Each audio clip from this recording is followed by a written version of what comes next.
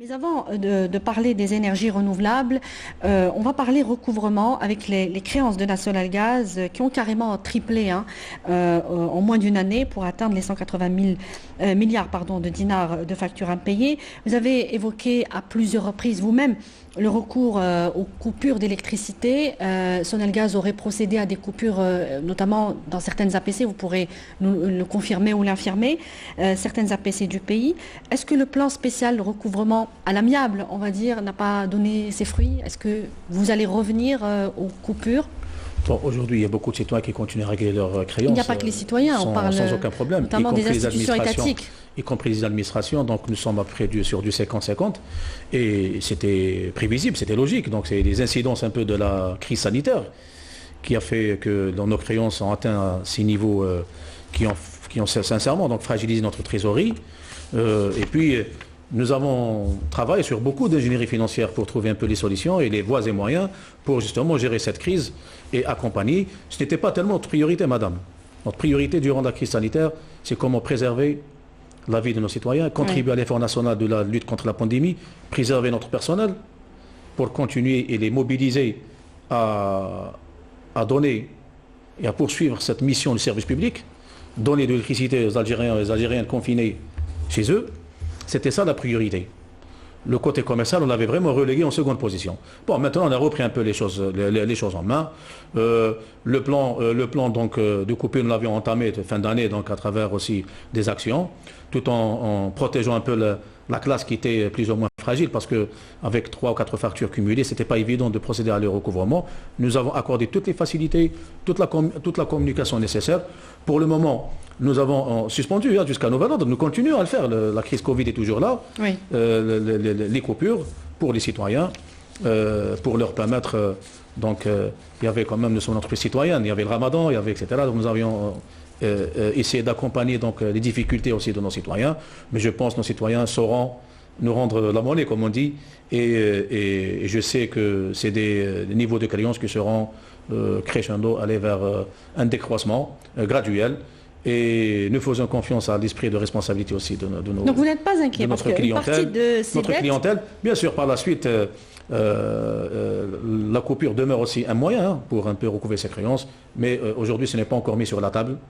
Donc ce n'est pas une priorité à la Sonelgaz. La coupure, oui. Maintenant, nous l'avions relégué à une seconde position pour maintenir notre rôle, notre engagement citoyen de telle entreprise qui est quand même une entreprise historique, qui a toujours su survivre à toutes les crises, à toutes les tempêtes. Et la dernière crise, donc je peux dire aujourd'hui que nous sommes sortis vainqueurs. Hein. Nous avons beaucoup appris, nous avons capitalisé, nous avons mis à l'épreuve. Pardonnez-moi, avant de passer à une autre idée, la Sonelgaz est avant tout une entreprise économique et ce sont des dettes qui ont un impact très négatif sur l'équilibre financier justement, madame, de l'entreprise.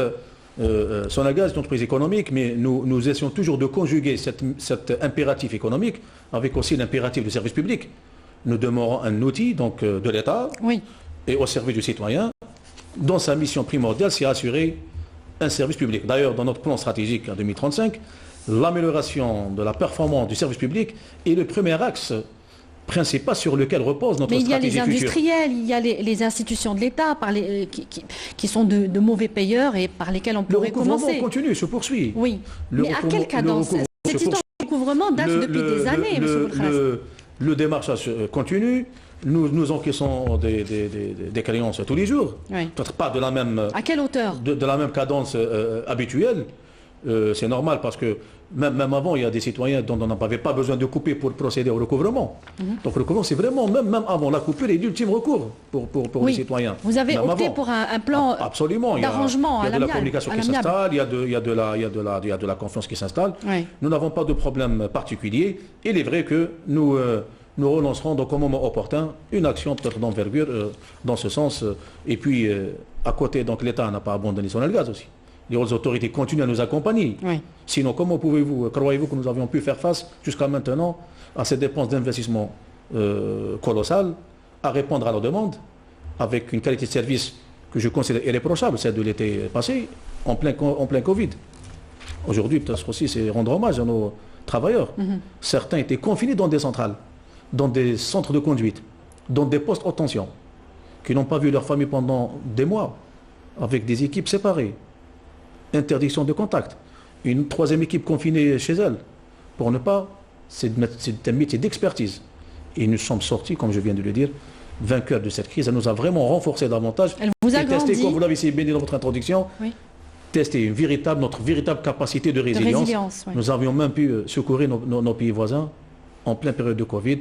La Libye, ça confirme, absolument, ça confirme le degré, je dirais d'abord de maturité, de responsabilité, mais de compétence aussi de Sonelgaz, que je considère aujourd'hui un véritable vivier de compétences, d'intelligence. Et personnellement, j'étais très satisfait de la volonté de nos travailleurs d'aller toujours de l'avant. Mais il y a, M. Belkhala, cette inquiétude autour de la santé financière de la Sonelgaz, qui n'est jamais très claire, hein, notamment au niveau des médias. On ne sait pas comment se porte la Sonelgaz. Vous venez de parler du soutien de l'État, effectivement, il est là. Oui. Mais aujourd'hui, on sait que nous sommes en crise économique. Les perspectives économiques sont plutôt moroses.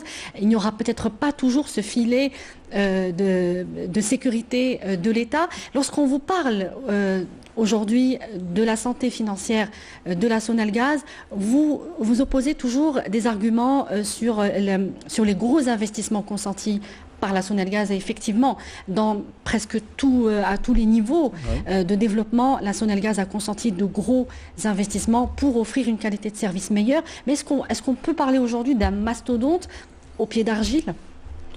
Je ne pense pas, tu es tout à fait d'accord, c'est une mastodonte, mais elle n'est pas au pied d'argile, bien au contraire, c'est une entreprise qui existe depuis 52 ans déjà, en 69, et si je compte encore les années EGA, nous sommes une entreprise prestigieuse qui existe depuis 3/4 de siècle, qui a su capitaliser, qui a su former absolument, qui a su créer de la relève des compétences, et qui a su s'adapter au fil des années et continue à s'adapter même actuellement avec une vision. Et ça tombe bien, votre émission parle de vision.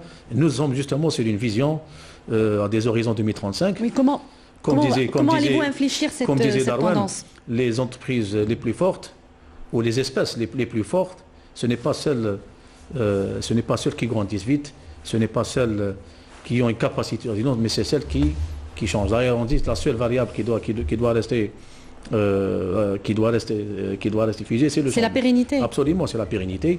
Et je pense aujourd'hui, nous sommes dans cette perpétuelle adaptation donc, au changement, conscients des points faibles, de nos faiblesses, mais également de nos points forts et de nos atouts. Et nous en avons acquis au fil des années. Quels sont les atouts pour être précis de Sonelgaz. Donc, les pieds de Sonelgaz, je vous tranquillise, madame, sont très bien solides, mais nous ne crions pas victoire. Nous sommes conscients que nous avons beaucoup de choses à faire. Ce qui marche bien va demeurer. Ce qui marche assez bien on doit le parfaire. Et c'est au centre de nos ambitions et de nos objectifs stratégiques. Ce qui n'existe pas, on doit le créer. Donc, l'innovation. Quels sont les atouts aujourd'hui de la Sonelgaz qui vont lui permettre d'engranger, notamment de la devise? Vous avez parlé du déploiement du groupe à l'international, en Afrique notamment. Si vous m'avez donné l'occasion de vous donner un peu les 6 axes sur lesquels repose notre vision, notre stratégie, vous allez trouver que le troisième axe sur lequel repose notre vision future, c'est le déploiement à l'international et conquérir d'autres territoires, ô combien même les opportunités sont énormes, surtout sur ce magnifique continent que je découvre personnellement depuis 2 ans. Je suis à la tête de ce prestigieux groupe. Et les niches qui sont très importantes, que nous avions déjà concrétisé des actions. Ça reste timide, nous sommes en train de le développer. Il y a aussi cette volonté politique, comme vous le savez très bien. Et là, on constate nous-mêmes une dynamique pour conquérir ce continent dans le domaine de l'énergie, à l'instar des autres secteurs également. Et je pense qu'à travers cette volonté, l'écosystème sera mis en place et on sera plus présent dans ce continent. Alors avec qui? Quel pays? Nous sommes déjà en négociation? Nous sommes présents dans 10 pays en termes de formation. C'est des contrats signés, mis en œuvre, une dizaine de pays en termes de formation à travers notre filiale IFEC. Nous sommes présents dans 1 ou 2 pays voisins, au moment où je vous parle. Et nous avons signé beaucoup de contrats cadres. Le dernier, donc, comme vous le savez, c'était avec GECO de Libye, il y avait aussi avec la Guinée équatoriale. Et nous sommes en train aussi d'avoir cette veille aussi économique en contact avec les missions économiques de nos ambassades pour voir un peu le potentiel, disposer des niches et cibler des opportunités à travers une matrice que nous sommes en train d'établir sur ce continent, mais c'est en attendant que d'autres facilités... Élargir ces partenariats à d'autres formes que... élargir le partenariat à plus que de la formation, à réellement à d'autres segments d'activité. Nous sommes très avancés sur beaucoup de sujets, en termes d'équipement, oui, en termes de réalisation, de services, c'est très important. L'Afrique, madame, dispose d'un grand potentiel dans le domaine énergétique, notamment l'électricité. Vous savez qu'un Africain sur deux n'a pas accès à l'électricité aujourd'hui, malheureusement, au moment où je vous parle. L'équivalent de 640 millions d'Africains. Il y a des pays dont le taux de pénétration d'électricité ne dépasse même pas les 15%.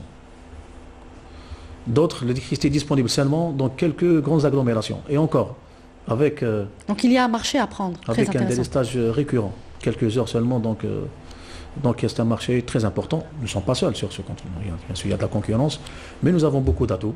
Notre position géographique. Il y a aujourd'hui cette relance économique, il y a cette volonté de la Nouvelle-Algérie aussi. Et nous constatons depuis un certain moment un accompagnement véritable des hautes autorités et même des secteurs impliqués aussi avec nous dans le sillage, les finances, le commerce, les banques, parce que c'est un tout finalement pour aller à l'international. Et nous sommes organisés aussi. Et on vient de créer tout récemment, à travers la nouvelle organisation, parce qu'une vision implique aussi une organisation, une direction dédiée à l'international, qui aura désormais cette mission de conquérir, et en priorité